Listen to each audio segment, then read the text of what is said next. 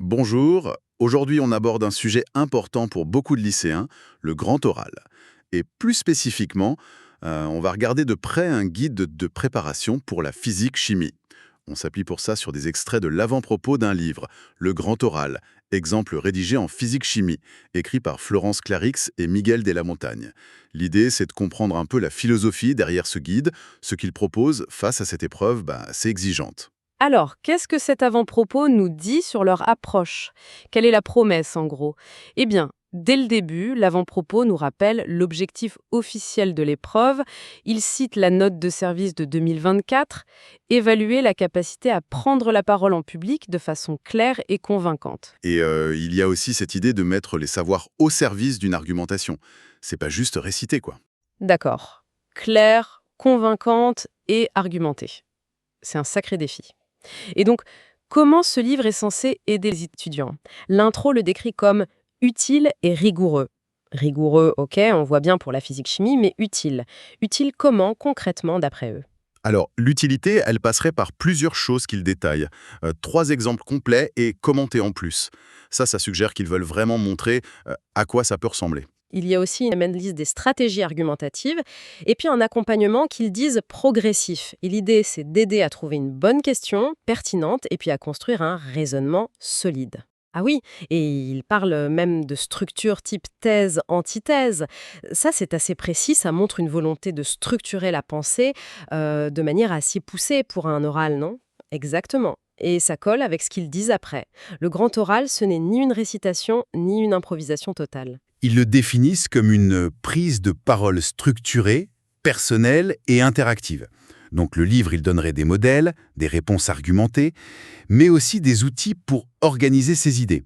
Et même, point intéressant, pour anticiper un peu les questions du jury. Structurée, personnelle, interactive. Ce trio est intéressant. Ça veut dire qu'il faut un cadre, une méthode, mais sans que ça devienne un discours formaté, sans âme.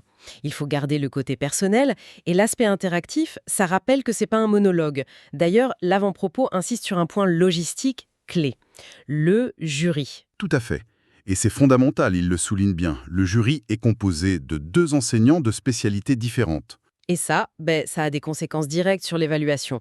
Elle porte pas seulement sur la maîtrise de la physique ou de la chimie, mais aussi sur la clarté de l'expression, la capacité à se faire comprendre par quelqu'un qui n'est pas forcément spécialiste du sujet précis, et la qualité de l'argumentation en général. Ah, d'accord. Donc ça explique pourquoi ils disent que ce guide ne s'adresse pas qu'aux élèves de spé physique-chimie, il vise plus large.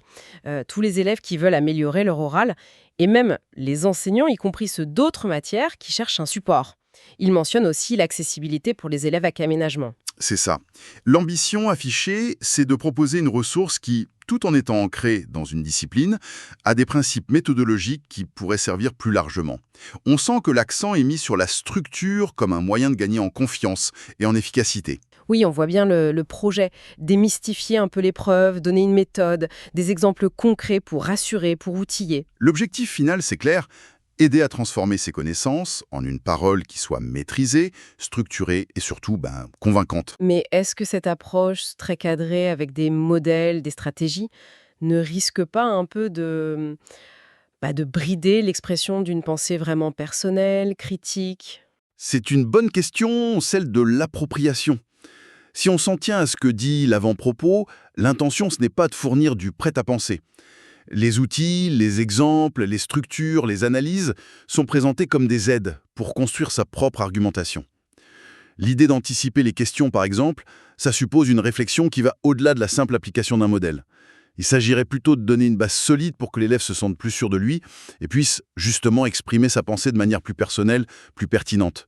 La structure serait vue comme un tremplin pour la liberté d'expression, pas comme une cage, si vous voulez. En résumé, si on lit cet avant-propos, ce guide se positionne comme une réponse très ciblée aux attentes du grand oral, tant sur la forme que sur le fond. Il promet une méthode, des exemples, une aide à la structuration, tout ça pour renforcer l'assurance et l'efficacité à l'oral.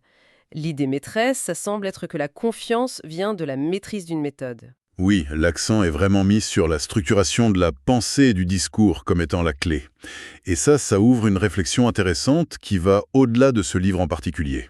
C'est de savoir dans quelle mesure une préparation très méthodologique, même si elle est efficace pour un examen, arrive vraiment à cultiver une aisance naturelle et une pensée critique authentique.